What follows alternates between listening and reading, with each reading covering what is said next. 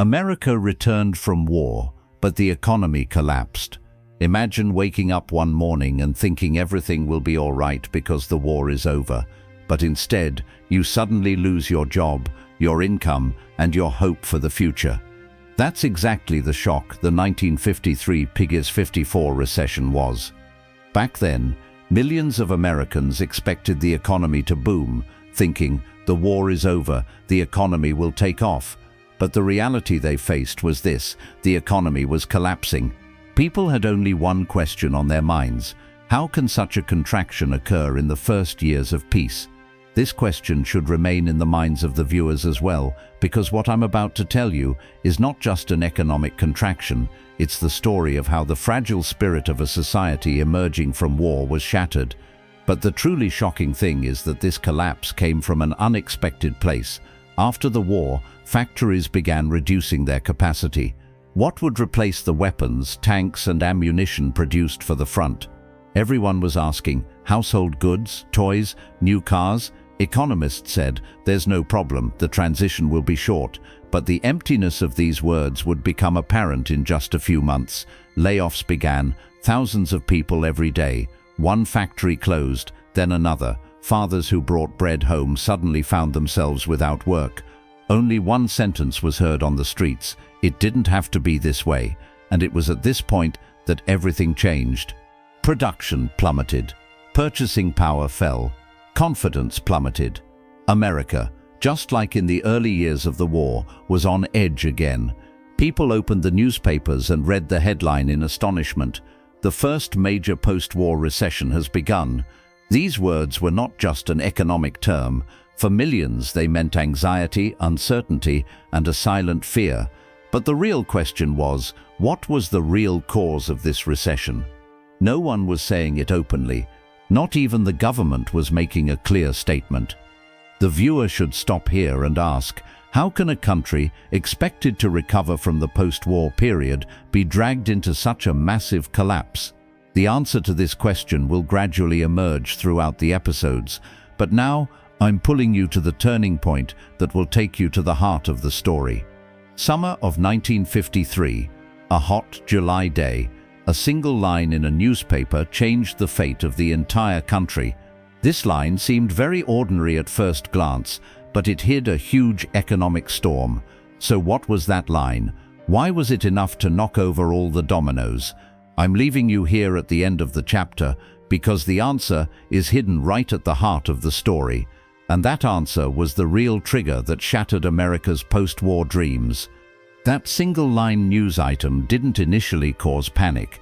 It seemed like just another ordinary economic update. But for anyone who knew America in those years, that line was the first thunderclap of a storm to come. A sudden drop in defense orders is expected.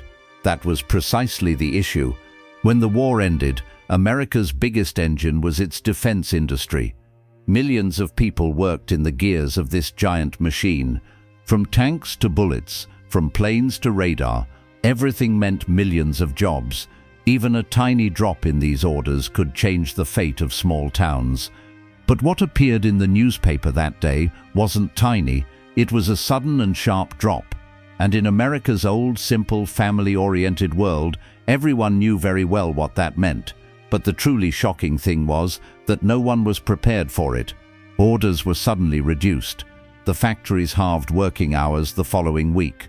A week later, some shifts were closed. The week after that, layoffs began. The same sentence was repeated in the workers' accounts.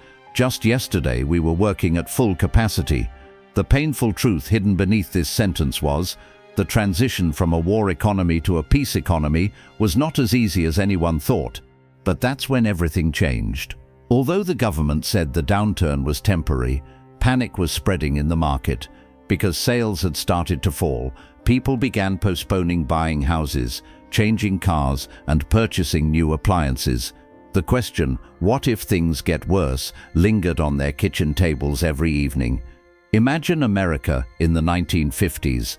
The neighborhood grocer knew everyone by name. Families went on picnics after church on Sundays. Housewives strolled around the kitchen in floral dresses. A time when everything was orderly.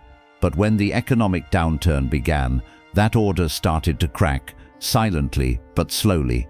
One day, a small toy store in town closed. The following week, 2 grocery stores merged because they couldn't cover their expenses. Then the gas station, then the country house, then the carpenter, a voice inside the viewer should say. The collapse of these tiny towns was, in fact, the slow fall of a great nation to its knees. And then another unexpected development occurred, a development that even brought a frown to the faces of economists.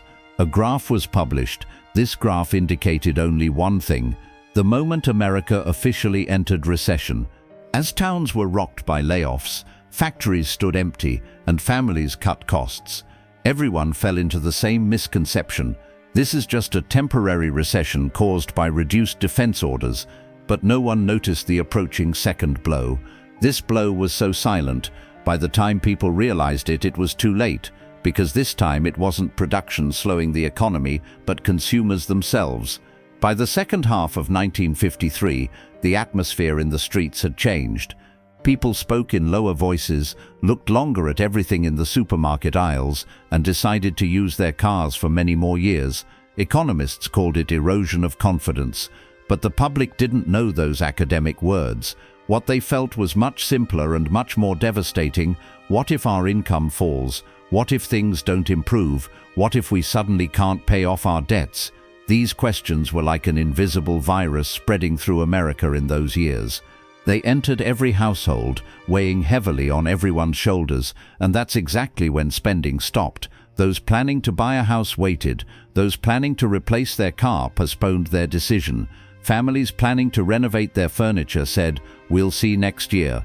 The cumulative effect of these seemingly small decisions was enormous. The engine of the economy was cut off for the second time. In the post-war period, the American economy was initially experiencing the pains of normalization. But such a rapid slowdown in consumption was unexpected. Banks became more cautious about lending. Shopkeepers began to wonder if they would be able to make ends meet. Industrialists suspended new investments.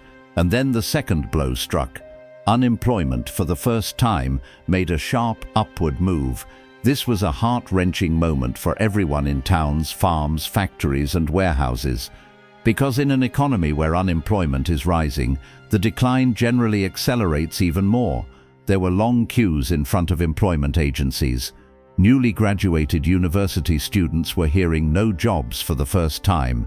Thousands of fathers trying to put food on the table repeated the same sentence every morning: "Maybe today there will be some hope." But the truly shocking thing was this: the economy hit rock bottom, not because of defense spending cuts, but because people psychologically stopped consuming. This was the true face of the recession. No one said it out loud, but everyone felt it. The economy wasn't just about money and factories, it was about trust. And once that trust was lost, even an entire country could falter. So how much longer would this collapse last? The next chapter will tell you exactly that, because the third link in the chain hasn't broken yet. And when that link breaks, the fate of the recession will change completely. By 1954, the picture was very clear. This crisis was not merely a minor economic fatigue stemming from reduced defense spending, as outside observers might have thought.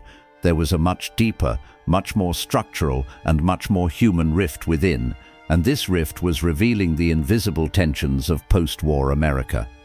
When the war ended, the American economy boomed. Millions of soldiers returned, millions of families bought new homes, and car sales broke records. But there was a major problem. This expansion was happening at a pace that exceeded people's emotional and economic resilience. Everyone got used to the rise. Everyone thought that things would always get better. No one considered the possibility of a slowdown.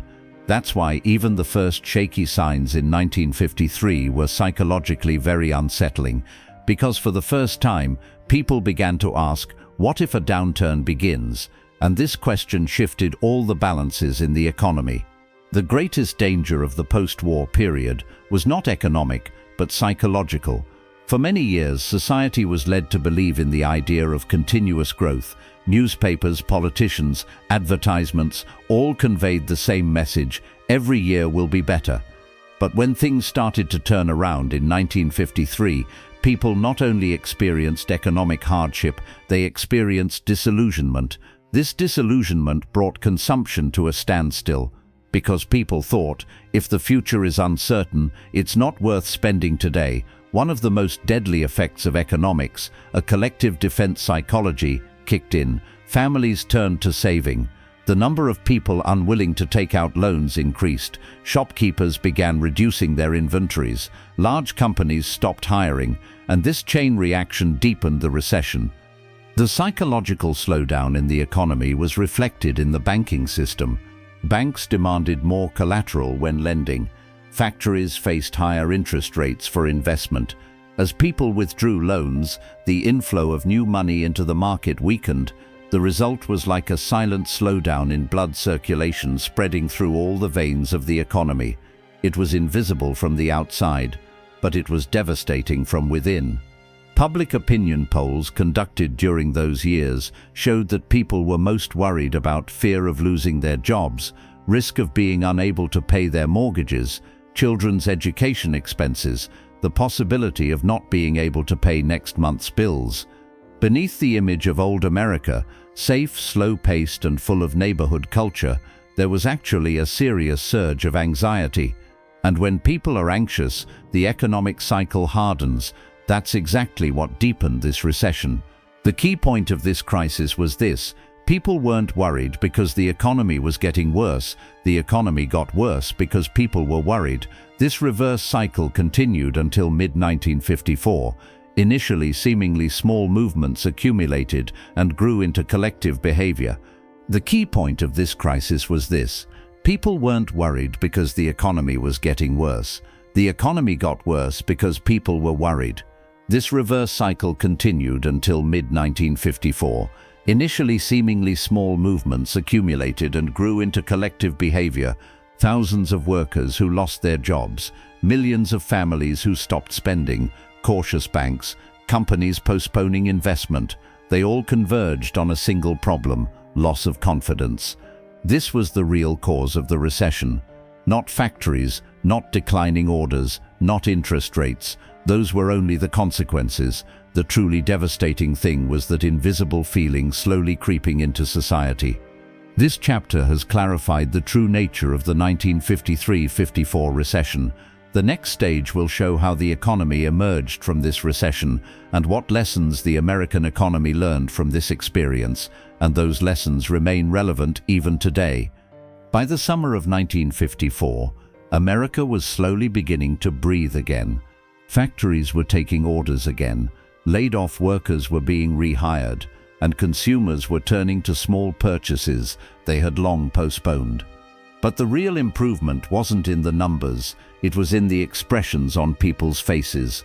Those workers who had walked around with their shoulders slumped under the weight of months of uncertainty, those mothers who couldn't sleep at night, calculating bills in the dim light of the kitchen, those fathers who asked, "Can we last another month?" They all carried a little hope again, because that recession had revealed a truth far greater than old America had imagined. The true strength of a society lies not in the size of its economy, but in its ability to show solidarity in times of need. And this solidarity became the unsung hero of the 1953-54 recession. The economic recovery didn't happen overnight. People were cautious, families were still counting every dollar, but small actions combined to create a big change. Spending increased at neighborhood markets, factories gradually introduced over time, banks began to ease lending conditions, the construction sector revived. Each step was small, but together they formed a giant chain. This was the most concrete evidence of how strong the sense of community was in old America. The recession was over, yes, but it left behind a very important lesson etched in the collective memory of society. Uncertainty is a more powerful enemy than economic indicators. People were able to compensate for their material losses in some way, but the thought of what if it happens again lingered in their minds for months. Nevertheless, things recovered over time. Plans for the future began to be made again. Long-term decisions were taken. As confidence returned, the economy accelerated spontaneously. This crisis sent a very clear message to post-war America. Sudden expansion is not possible. Every economy needs to breathe, to pause, to slow down. Although the 1953-54 recession seemed like a small contraction, it was actually a warning sign that shaped the direction of American economic policy for years to come. Governments began to make more careful budget plans. The central bank made more cautious and lenient decisions. Companies began to prioritize diversification instead of focusing on a single area. Every great person who lived through those years knows this very well. The economy sometimes falls, sometimes rises, but when hope comes together with the right people at the right time, everything blossoms anew. Today, all that remains is not only the fear created by that great contraction, but also the extraordinary resilience shown by the people of those days. And perhaps most importantly, this lesson: when a society sticks together, even in its darkest period, no crisis lasts forever. Thanks for listening. See you in the next video.